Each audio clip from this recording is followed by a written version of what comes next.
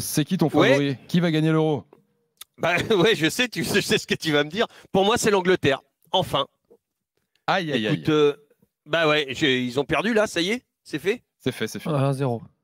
1-0. Bah ouais. Bah, non, mais je vais rester. Écoute, s'il le gagne pas là, s'il gagne pas cet euro-là, je crois que c'est fini pour eux. Ouais. Non, ça sera fini. Alors, je disais ça aussi la fois dernière, mais je pense quand même que ils ont une certaine.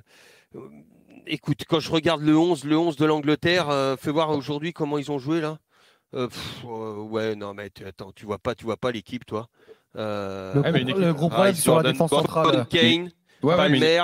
Bien sûr, mais bon, une équipe capable, mine de rien, de perdre contre l'Islande ce soir. Lionel, le problème, c'est la défense centrale. On l'a encore vu ce soir, mais Marguerite. J'ai pas vu le match personnellement. Ouais, j'ai pas vu le match. Marguerite, John Stones qui n'a pas eu une très grosse saison à City, et surtout que l'année dernière, il était plus dans un rôle de milieu de terrain supplémentaire qui aidait Rodri plutôt que dans une défense à 4 comme ça. Moi, ça commence à me faire un petit peu peur. Et puis encore une fois, c'est Julien Laurens qui en parlera mieux que nous, mais Southgate, sur certains choix, notamment dans la liste, il y a des choses que je ne comprends, je comprends moins. Ouais. Il sera avec nous dans un instant. Walid, mais ton favori du coup? Moi, mon favori, je ne veux pas être original. Après, favori, ça veut pas dire gagner la compétition, parce que je ne sais pas s'ils vont la gagner. Mais pour moi, les favoris, ça reste l'équipe de France. Vice-champion du monde, donc la meilleure équipe européenne sur le plateau, qui a sorti l'Angleterre, même si ça a été très très compliqué et que dans le jeu, l'Angleterre a mérité mieux. Mais maintenant, le foot de sélection, ça reste le foot de sélection. Tu gagnes, tu passes pas. Ils ont quand même Kylian Mbappé, même si, qu'on le veuille ou non, il fait une saison qui est pour moi insuffisante, mais Kylian Mbappé en équipe de France, hormis l'Euro 2021, il a toujours été présent. Voilà. Moi, je suis pas un grand fan de Didier Deschamps sur ce qu'il fait dans le jeu, mais ça reste il y a une fiabilité en termes de résultats. Aujourd'hui, le favori, c'est l'équipe de France pour moi. Moi, j'ai mis ça aussi. T'as l'Allemagne aussi. Oui, l'Allemagne qui revient sur YouTube. J'ai le Portugal qui revient pas mal sur le Direct Studio pour aussi. Pour moi, c'est pas des favoris. Pour moi, c'est des équipes qui vont gagner peut-être l'Euro et qui ont des atouts pour gagner l'Euro. Moi, je vois l'Allemagne, ce qu'ils nous ont fait, notamment contre l'équipe de France. Mais pour moi, la notion de favori et la notion de vainqueur à la fin, c'est différent. C'est différent. Tiens, je voudrais qu'on prenne Frédéric qui nous appelle au 32-16 et qui veut participer aux prédictions de l'After. Salut Frédéric. Salut les gars. Sois le bienvenu sur RMC. Merci. Est-ce que ton favori a été cité ou pas encore? Il a été cité un peu sur la fin. Ouais. Moi, je mettrais une pièce sur le Portugal, honnêtement. J'ai jamais vu une équipe du Portugal aussi complète. Tous les postes, ils sont quand même doublés. Quand on regarde l'équipe titulaire, chaque titulaire est quasi en top 5 monde. Le milieu de terrain, c'est la grosse force quand même du Portugal, entre Vitinha, Palhinha et Bruno Fernandes, c'est ultra complémentaire. C'est qui tes top 5 monde, ça m'intéresse? À quel niveau? Non, mais au Portugal, qui sont les joueurs là qui pour toi Je pense qu'un Bernardo, un Bruno, un Ruben Dias, Rafael Leao.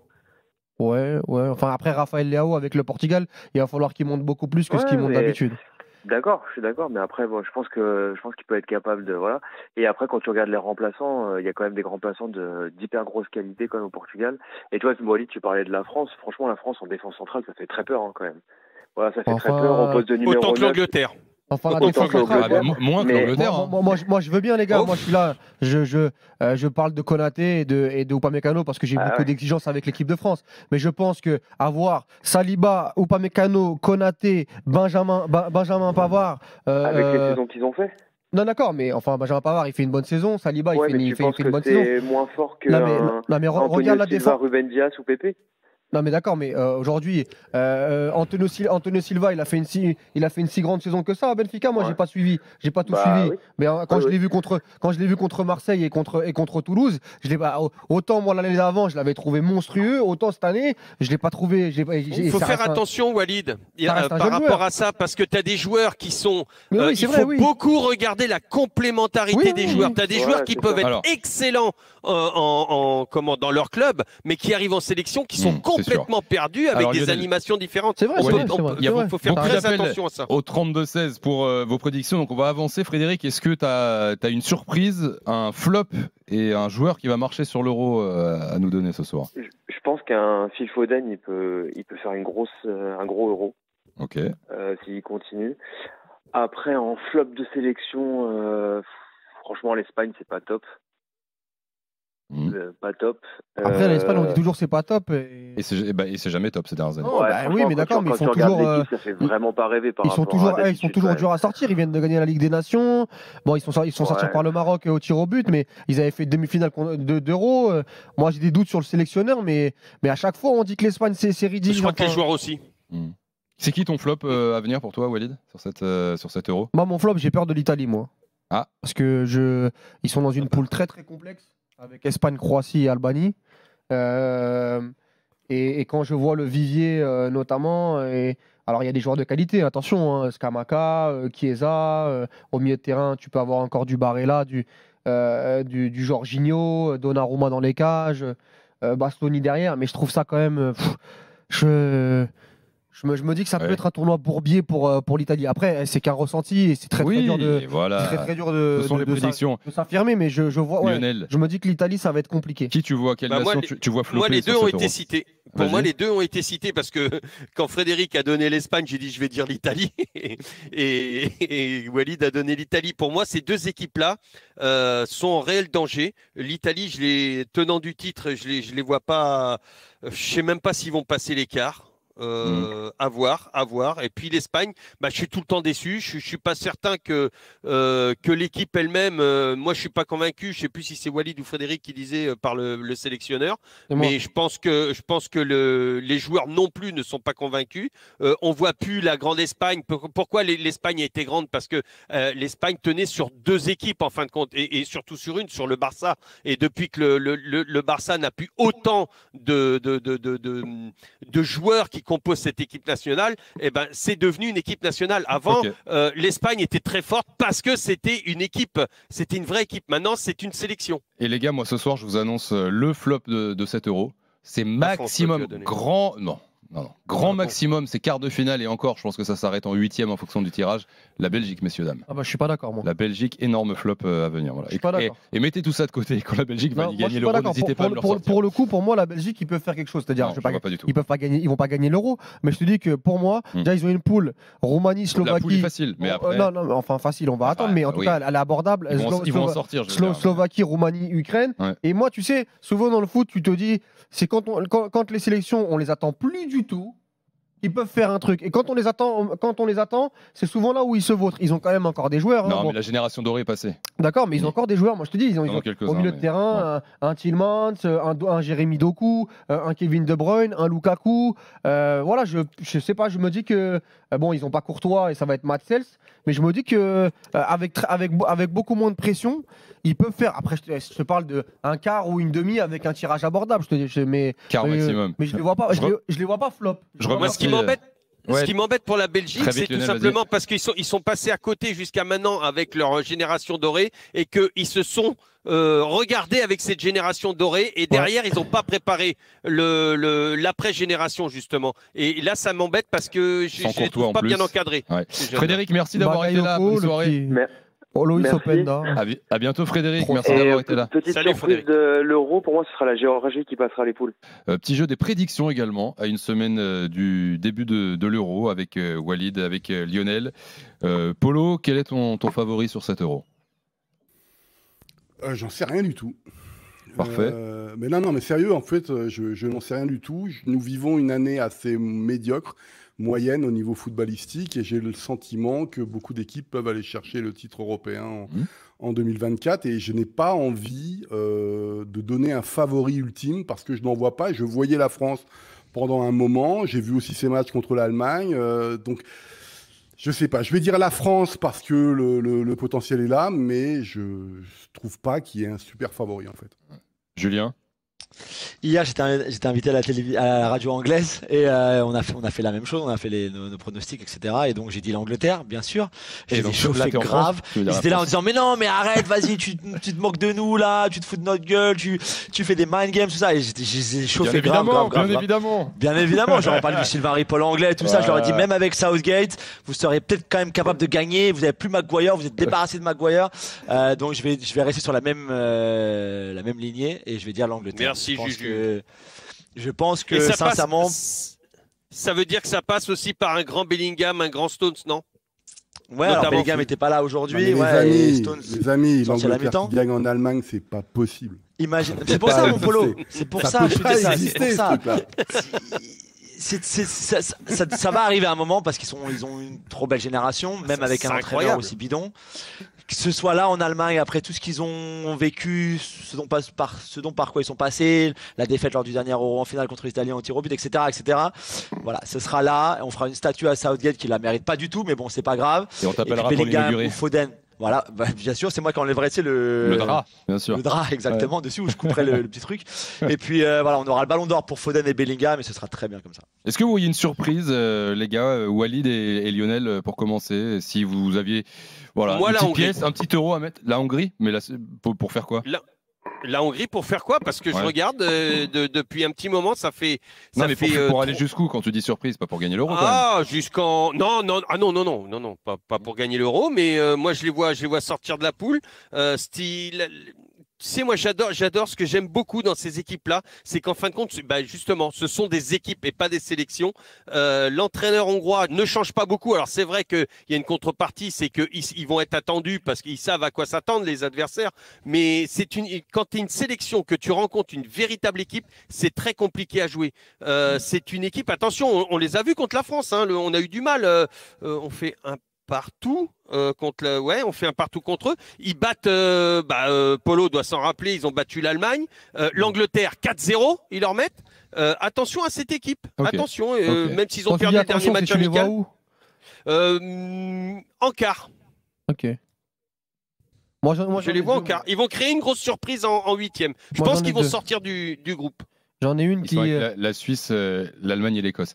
Moi, j'en ai une qui a connu une Coupe du Monde catastrophique où ils sont terminés dernier derrière l'Australie et la Tunisie et qui ont. Même les qualifs ont été très très compliqués, mais je trouve que. Après leur demi-finale à l'Euro, ils sont capables de réitérer un gros résultat, donc un minimum quart de finale, je pense au Danemark, avec Højlund devant, avec des joueurs qui, quand ils sont en sélection dans ces compétitions-là, ils sont capables de jouer un grand football. Danemark est revenu aussi et qui revient là sur le chat. Même si, attention, c'est moi pour avoir parlé avec quelques spécialistes, c'est vraiment compliqué depuis la Coupe du Monde. Et j'en ai une autre. Moi, j'y crois pas au Danemark. J'en ai une autre, c'est l'Autriche. L'Autriche qui a fait 19 points dans la poule de la Belgique, qui avec Ralf Rangnick produit un football un peu à Red Bull, quoi, Rasenball de l'équipe Rasenball, un petit peu, voilà, ce pressing tout terrain. Et puis ils ont des joueurs qui peuvent poser des problèmes à pas mal d'équipes, même si ils ont la blessure d'Alaba et de Schlager qui va leur faire très très mal. Je me dis que pour moi ils vont sortir de la poule de France-Pays-Bas et que derrière ils peuvent se frayer un chemin. Il faut rappeler qu'ils se sont fait sortir par l'Italie en prolongation au dernier Euro et ça avait été très très compliqué pour l'Italie. Polo, toi qui les suis de près, est-ce que tu souscris à ce que dit Walid? Est-ce que tu partages? Je vais faire une réponse de Normand. J'attends avec impatience une rencontre demain soir entre la Suisse et l'Autriche.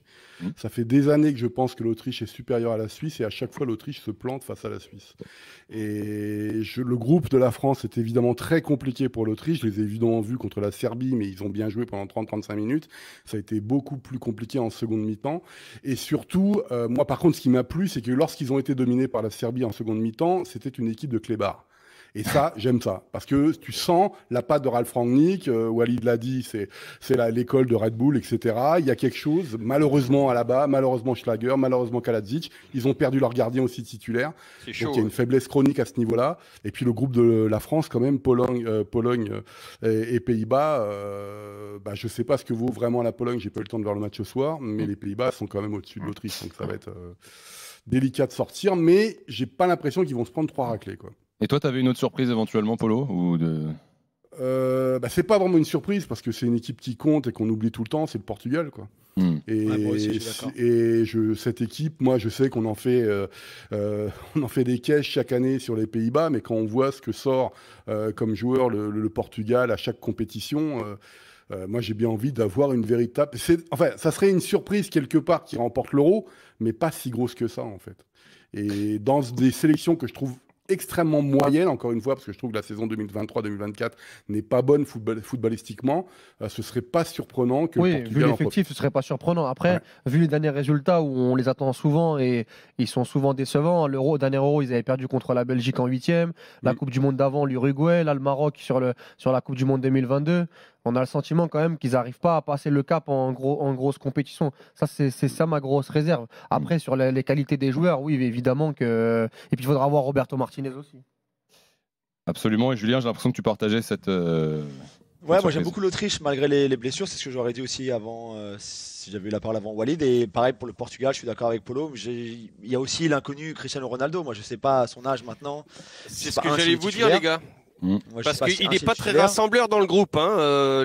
À chaque fois qu'on entend parler qu'il est sélectionné, le Ronaldo, ça divise le vestiaire. C'est ce qui m'embête, personnellement. Non, mais Martinez, il a fait jouer, il a joué tous les matchs en qualification. Donc, mais est-ce que dans une compétition pareille, là, tu le fais débuter? Est-ce que tu le fais pas débuter? Est-ce que tu peux jouer le football que tu veux, presser par exemple avec lui devant? Avec lui sur le terrain, ça va être pour ça à voir. Mais ouais, ils me plaisent beaucoup, ces Portugais. Tiens les gars, on va conclure nos prédictions avec Lai qui nous appelle au 32-16 et qui attend depuis un petit moment. Merci d'avoir patienté Lai, salut.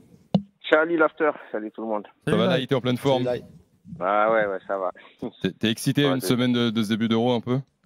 Ouais, je suis aussi excité par la qualification de la Coupe du Monde, on va dire, en Afrique. Eh oui. Pas dire le contraire, même si vous en avez pas beaucoup parlé. Hier, Gilbert a donné beaucoup de résultats. Mais je le ferai tout à l'heure si tu veux. Ok.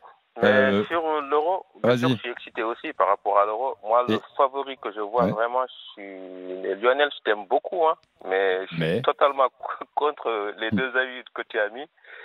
Par rapport à l'Espagne, par exemple, le fait de les voir flop, moi, je les vois surprise. Et à l'Angleterre, je vois flop, plutôt. Ouh là là Julien, je sais que tu aimes bien le style anglais, on va dire. Mais oui, il y a des très bons joueurs, il y a tout ce qu'il faut. Mais sérieusement, à chaque fois qu'il faut aller gagner une compétition, ils ont beaucoup de mal. Moi, je vois l'Angleterre flopper. Par contre, celle que je vois aller au bout, c'est l'Allemagne, quoi. L'Allemagne, oui, donc, ils ont eu beaucoup de mal sur les autres compétitions qui sont passées. Mais je pense qu'avec des jeunes joueurs qui sont en train de venir, Wirtz et Musiala, je les vois aller au bout. À la maison. Avec Toni Kroos, son dernier Euro à la maison. Il y a une belle histoire à raconter. Après, c'est dur de savoir qui va gagner cet Euro parce que ce soit l'Allemagne, Portugal, Angleterre, pour moi ça va flopper, mais la France, ça se joue à rien, quoi, on va dire. Est-ce que tu vois un joueur marcher sur cet Euro là? Je vois Florian Wirtz, on va dire, le joueur de Leverkusen. Polo, est-ce que Wirtz marcher sur l'Euro, ça te... J'aimerais. Le problème est parce que le flop et le top vont arriver en même temps chez moi. Parce qu'il y a un problème en équipe d'Allemagne, et en plus c'est le capitaine de la sélection, c'est le positionnement de Gundogan. Et lorsque Nagelsmann a fait son 11 titulaire, parce que ce soir on a le 11 titulaire, mais c'est celui qui est prévu depuis plusieurs semaines maintenant, en fait très rapidement on s'est rendu compte que Gundogan posait problème sur son positionnement sur le terrain, en faux numéro 10, on décale sur les côtés Musiala et Wirtz, et en fait les jeunes ne peuvent pas s'exprimer comme ils le souhaiteraient, ou comme Wirtz peut s'exprimer à Leverkusen et Musiala au Bayern derrière son attaquant. Et en fait, Gundogan a un vrai problème parce qu'en plus, il est capitaine. C'est-à-dire que si tu veux valoriser un Wirtz ou un Musiala dans cette équipe, il faut absolument déjà enlever le capitanat à Gundogan et le faire sortir du terrain. Et ça, je pense que c'est quelque chose qui risque d'arriver pendant la compétition. Parce que... Alors c'est l'alerte, c'est le moment de vous inscrire, c'est votre dernière chance pour tenter de remporter la totale du coffre Euro 2024. Vous envoyez coffre au 732-16 à partir de maintenant, vous avez 5 minutes pour envoyer coffre par SMS au 732-16 et bonne chance à tous, on aura un gagnant ce soir. Vas-y très vite Lionel pour conclure. Oui, j'avais une petite question. Apollo, tu veux dire que Gundogan focalise la majeure partie des attaques et on oublie les côtés? C'est ça? Exactement. Non, c'est pas ça. C'est qu'en fait, son positionnement pose problème. Déjà, Gundogan en équipe nationale a toujours posé problème. Mais on veut passer par lui principalement.